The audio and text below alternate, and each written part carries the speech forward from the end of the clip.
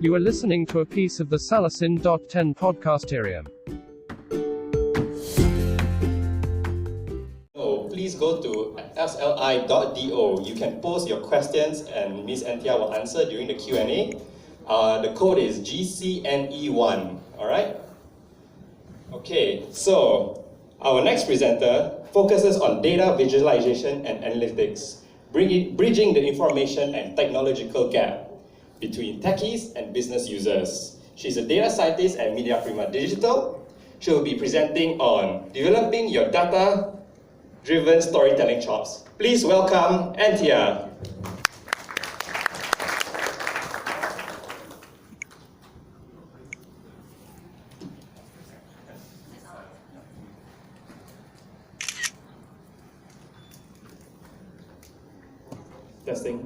Testing.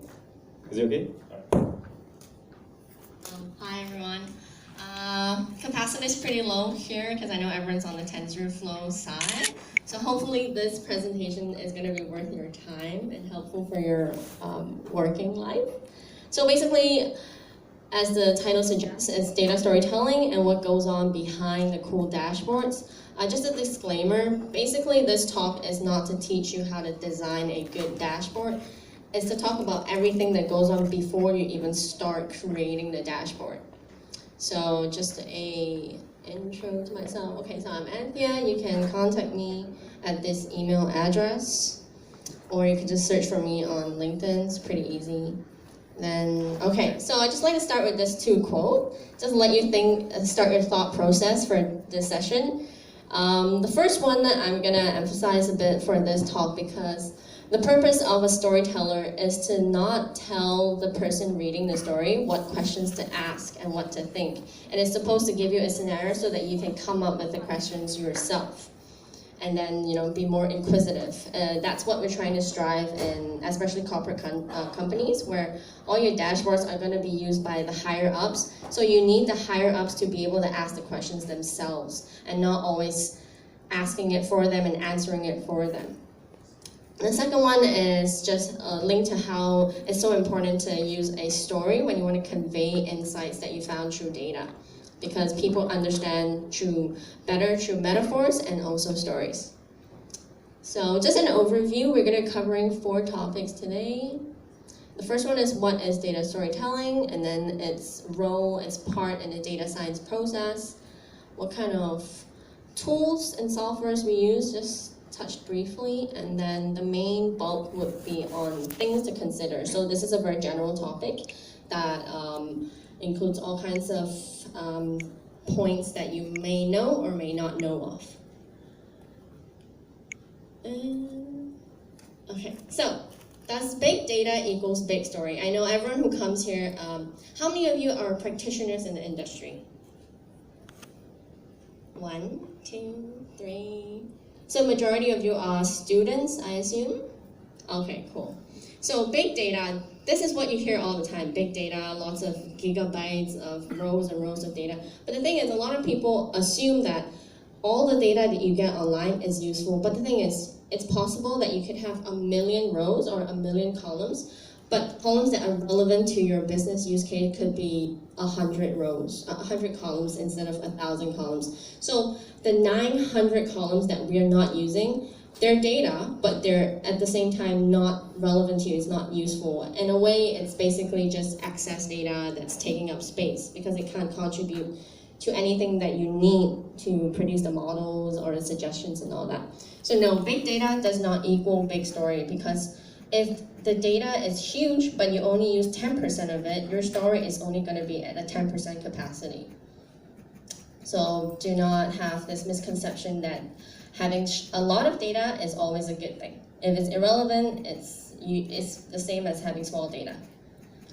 Then what is data storytelling? So there's a few points. The first one is it's something that everyone should have. It's not to say that if you're a computer science student, you shouldn't care about data storytelling because you're all back-end stuff. Because the thing is, you're limiting yourself if you tell yourself you only need certain skills to be in the data science field. because at the end of the day, you can come up with a lot of insights, you can come up with really cool models. If you cannot convey it to the stakeholder at the end of the day, your model, no matter how much effort you put into it, how accurate it is, it's useless.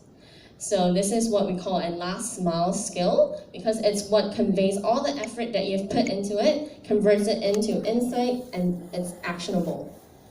The second one is, how do you define an effective data storytelling dashboard or story? It has to be first, it has to be memorable. So if, let's say, you go into a meeting, you present it to your clients, and then once you're done, they ask you, so what's the point of that dashboard? Exactly what am I supposed to get out of what you told me? That shows that you're not memorable, you're not persuasive, and you're not engaging. If you have all three elements, rest assured that people will use your dashboards and they will listen to you. And then, yeah, so when you don't have compelling insights, basically when your story is maybe not as robust, it's like missing a lot of points, a lot of questions unanswered, that leads to a very poor insight to value conversion, because you have some insights, let's say, but they don't see the point in taking action and converting it into something that can bring value. So no action means no change. And then the last one, so I like to describe data as ingredients. So you're like the chef if you're the storyteller. You're the person who brings all the different ingredients together and create a dish for the stakeholders, right? So if your ingredients are bad, so in the data sense, it would be there's lots of missing data, or the data doesn't quite make sense, or it's useless, like I mentioned before, you have lots of data but it's irrelevant to your use case. So it's very important to identify if you have the right ingredients first before you move on to creating the story. So there's two types of data story. The ones that we're used to right now is what people call an explanatory data story. So it's like the typical PowerPoint slides, email blasts that you get if you're working basically. For most teams, your KPI is you have to come up with weekly reports or monthly reports on very static things. That's the kind of data story that we're trying to move away from right now in this generation of having like data-driven decision-making and all that. You want the user to be able to do stuff in an I'm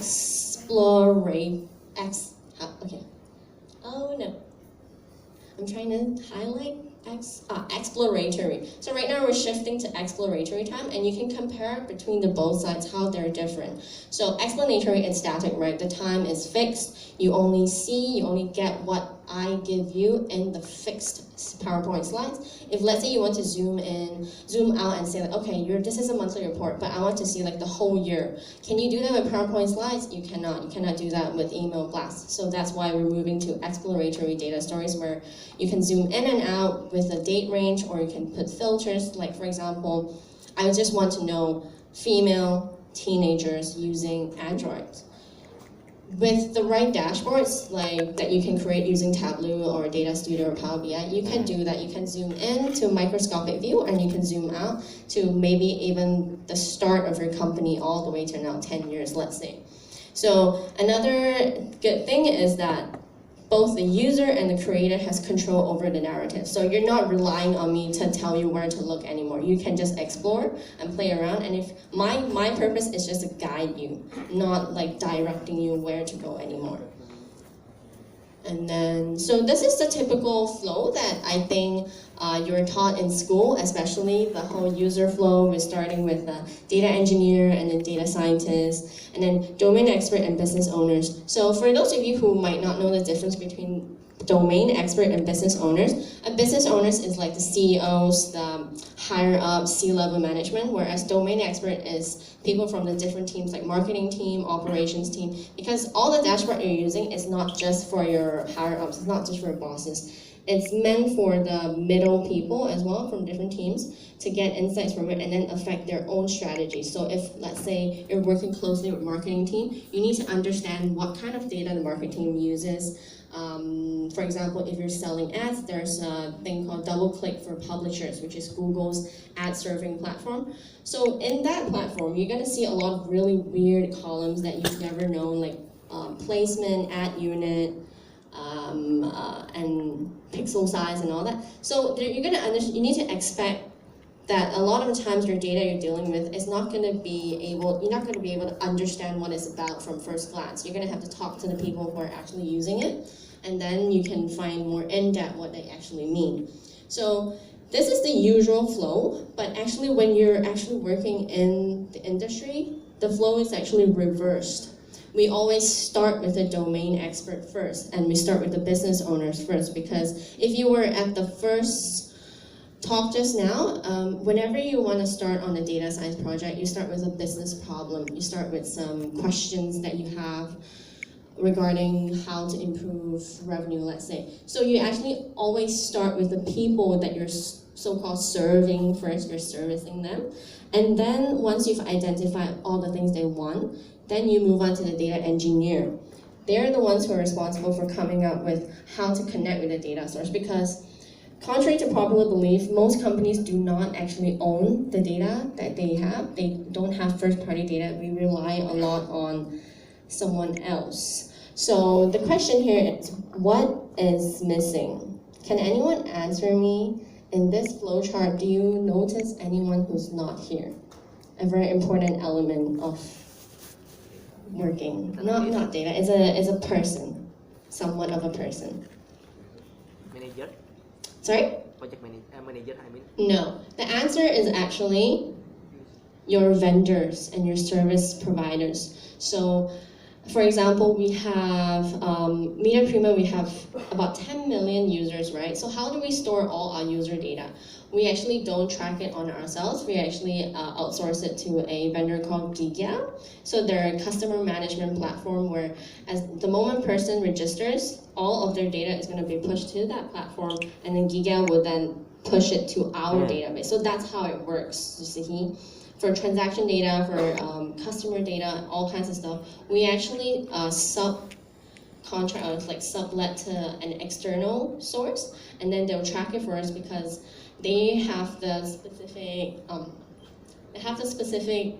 technology and all that to really focus on just tracking those type of things, and that's what we pay them for.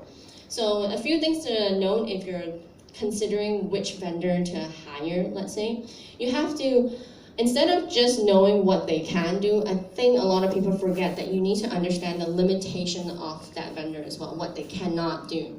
And then how is the data going to be provided to us? Because frequency and the format, it actually is a huge part. A lot of the customers, they tend to forget that. They tend to forget that our in-house clients would request for certain data every day, let's say. And if you don't clarify that straight away when you're selecting a vendor, you're going to have issues after that once you sign the contract and they tell you that, oh, we can't do this, we can't do that, and then you're stuck with $1 million contract. And then granularity. So this is a really important topic in the sense that people tend to overlook it. Granularity is when you have different types of data. You have an overall aggregated level, and then you have all the way to the granular level of a user level. So I can see your user ID, I can see exactly what you did, where, using what device, how long you stayed there, what did you click. So that's when we say granularity. But if your client, if your vendor tells you that, oh, we can only lump it together, we can only tell you that, oh, in total 1,000 people went to this site, and in general, averagely, they spend this much time. So it's a generalization, it's an aggregation. It's not really useful for you because it doesn't give you a good picture of how your customers are interacting with your product. So this one is also another important point, granularity. So this slide, we're going to be talking about some of the big players in the data industry, starting with Google Analytics. This is a Google event, but despite all the things that Google tools can do, they have limitations as well, which they do not advertise for sure when they're doing sales pitch, or they don't openly tell the world, hey, like these are the things that we cannot do. So some of the three main things is cookie identification. Does anyone think that Google knows exactly who you are? The answer is no, they do not know exactly who you are, as long as you don't sign into your Chrome browser, which could be a problem, I know, because most people sign in. But the thing is, when you don't sign in, how Google identifies you is basically they put cookies into your browser, right? So unless you clear it or you expire and all that, that cookie is going to exist in the system, and that's how they kind of give you a unique identifier. But the problem is, cookies are unique to devices. So all of us, I'm pretty sure none of us only uses one device to go online. You have a tablet, you have a phone, you have laptop, and then if you have a smart TV, that's another thing. So all of these things are contributing each one cookie. So in the system, you're being identified as possibly 4 or 5 people because of your cookie. But this one, they don't tell you until you realize afterwards, which I will have a use case later that demonstrates the severity of this issue. And then users cannot be tracked if they use ad blocker. So I just found out recently that a lot of people think that when you use ad blocker, you're just blocking the ads. But actually when you use ad blocker, depending on how good it is, you're blocking your entire, your digital footprint. You're practically invisible to most analytical tools, especially Google Analytics, which is what most people use nowadays. So as long as you use that, you're semi-safer from privacy issues. And then demographics also, I think Google prides themselves in inferring your demographic. So they look at your online behavior. If you're always going on Sephora or like makeup sites, they're gonna assume that you're a female. And then if you're always looking at millennial websites, they're gonna assume that maybe you're a teenager or a young adult. But the thing is, all this is estimated. It is not very good when you want to say for sure, like we have this type of customers coming into our websites, but it's good when you want to do retargeting. So if let's say you have a specific client, let's say Nike, it doesn't matter if Google is estimating your demographic wrong. As long as I can tell that you have an intent to purchase anything Nike, then I can just serve the ad to you. And then the next one is YouTube Analytics, which is also owned by Google. Lately, a lot of the websites have been partnering with YouTube because their player is very user-friendly and it loads really fast. Performance-wise, it's good. But when we want to do assessment afterwards, data analytics basically, we want to see how our videos have performed, if people are staying, how many people return all the time. YouTube Analytics has this issue where they do not give you your own data. They restrict it immensely. Even if you use API calls, there's only so many dimensions you can extract. And then if you rely on the reports they give you, it's monthly. So you have a 1 month delay all the time. And there's nothing you can do about it because YouTube, what can you do, right? And then another thing is, this is common with Facebook as well, is both of them have this issue of this 500 rows or 500 posts limit. So imagine if your company is churning out like 100 posts every day, let's say, which is actually very possible.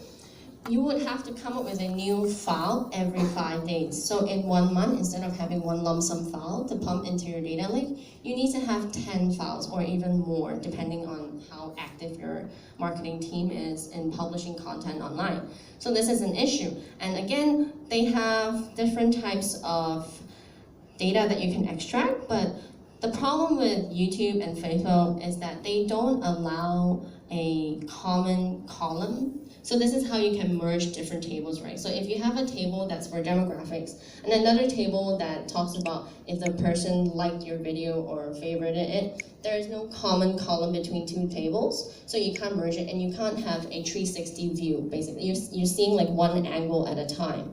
So this is where YouTube Analytics and Facebook is being quite a pain to data people. Yeah, and then that's like the black box issue. So for us, we are actively using Facebook IA, which is that lightning symbol, super fast loading article that you see in the ad. So the thing is, when you go to Facebook and ask them to put ads in your Facebook IA, they're not going to tell you what kind of people they're targeting. They're going to do all the stuff and just tell you, hey, this is the results at the end. Your campaign performed well or not well. They won't tell you anything that goes on in the process, which is not good because as a data scientist or data engineer, you want to know that everything, every detail of the whole flow. So these big players, even though they're like the biggest players, some of the biggest players in the field, they actually have a lot of limitations that you should be aware of before you start. So all of this, we would have to convey to our stakeholders as well, because we have to manage their expectations as to what we can achieve. Because a lot of people think that data scientists are like magicians or something. So this is the problem that I mentioned about cookie identification. So here we have some data regarding one of our bigger sites. We tried to see in 3 months how many users are coming to our site, and we noticed that's 35 million, which is a lot. Then we expanded it a bit more to include the whole year, and we noticed there was 90 million people coming to that one website, which was impossible because our Malaysia's population is only about 30 million, meaning that this number is indicating that triple your country's population has visited your site in that 1 year. So we were very lucky to be able to spot this because we have big numbers. But if you're, let's say, a small website with maybe just 100,000 monthly users, even if it's inflated 10 times, let's say, to 1 million, it still looks pretty normal. So this one, they don't really let you know, because when you look at the glossaries, when you're trying to understand GA, it tells you that users are unique users. So everyone thinks that, oh, each user represents a separate individual. So this clearly proves it wrong, and when we digged a little bit deeper, we realized that they were using cookies. That's how they call you a unique person. So imagine, if you're one person, you have 3 devices, you have 3 cookies in a day already. And if you clear it every day, which is what millennials do anyway, in 1 month, you're gonna get 90 cookies. And this is inclusive, like, if you have incognito, every time you open the window, you get a cookie, and once you close it, your cookie is like, it's dead. It's there, but it's dead already. You can't go back to using that cookie. So there you can imagine that you can contribute a lot of misleading cookies to the system. So 1 million could potentially be projected as 19 million people. So these are some of the softwares that we're using right now. There's over 150, but as you can see from this quadrant chart, it basically plots the functionality in terms of capability and the value. So capability is basically when you can do all kinds of stuff. Value, it could be in terms of your price, in terms of user friendliness, in terms of how many users can share an account, let's say. So currently, I'm not trying to advertise anything, but industry standards usually use Tableau. That's the common tool right now because it can do all kinds of stuff, and it's also not too expensive, and it's just industry practice to use Tableau. But of course, Google also owns another tool called Data Studio, which is free, but it has a lot of limitations, so I advise you to use with care. But if you're a student, I highly encourage you to test out that kind of softwares, because you can start understanding how dashboards are created in terms of the back end, how you drag and drop and place all the displays in the dashboard. Okay, things to consider. So these are some of the things that school will not teach you and your boss will not tell you. These are all the things that you have to pick up while you're doing it, basically when you encounter stuff at 撞板. Yeah, the first one is managing expectations. So this was one of the first things that I learned from the get-go, is that people are expecting the Great Gatsby, but you know for a fact that with what you have, the resources you have, you can only produce a kid's book, let's say. So knowing your limits is very important when you want to deal with your customers or your higher ups, because they're going to ask you questions on how you can do it. So instead of telling them like, oh, I'll get back to you later, if you understand the software enough, you can tell right away on the spot that, hey, it cannot be done. Because I can assure you, if you tell them you get back to them, they're gonna be given the impression that, hey, you can find a solution. So even if you go to them and tell them like, okay, I've done some checking, I realized that you can't do this, chances are they'll reply you with, can't you figure something out? Yeah, so if you want to avoid that straight away, cut it at the root when they ask you if you can do it. Understand your tools is very important. And then second one, keep it simple. So this is something that I think a lot of uni students would find helpful even when you're not working. Basically all your slides and presentations. If you feel like you've done a great job and you think, hey, why is my mark so low and I expected like a better ranking for my work. It could possibly be because you had too much information on each slide. So whether it be dashboard and all that, no matter how dynamic it is, the key is to still keep it simple. So I have a personal principle that I follow. All my design that I do, whether it be for a presentation or dashboards or just when you want to teach someone how to understand certain topics, is to follow the Muji ideology. If you see Muji, everything is very simple, but at the same time it stands out. So that's what you want to do. Your PowerPoints, you should have 1 or 2 key points in each slide, and that's it. Don't worry about having 30 slides. If every slide has relevant data or relevant information, people are not going to be like, oh my god, 30 slides, I'm so tired of clicking, can you shrink it to 15 slides instead? No, they're not going to complain like that. In fact, funny thing is, when you're working with people who are like 50 and above, they actually treat the number of your slides equals the quality of your slides. So the more you have, the better it is to them anyway. So, and then the last one is training and sharing sessions. So I know that a lot of companies tend to neglect this. They feel like the staff should just figure it out themselves. But the thing is, even a tool as simple as Data Studio could take me weeks, or even until now, after months of using it, I still find new things that I have not known before. Like they're always updating with new functions and new features. So the thing is, when you could be really good and come up with a great data story, come up with a great dashboard, and then people who use it have no idea what in the world you're showing. They just look at it and like, so what? So training and sharing is really important. So if you're a student, it's good that you start picking up all the different tools that industry people are actually using. At least get a good rough idea of how it works. What's the differences between the tools? Because to be very frank, the softwares that you're using in school right now, chances are they're irrelevant in the industry.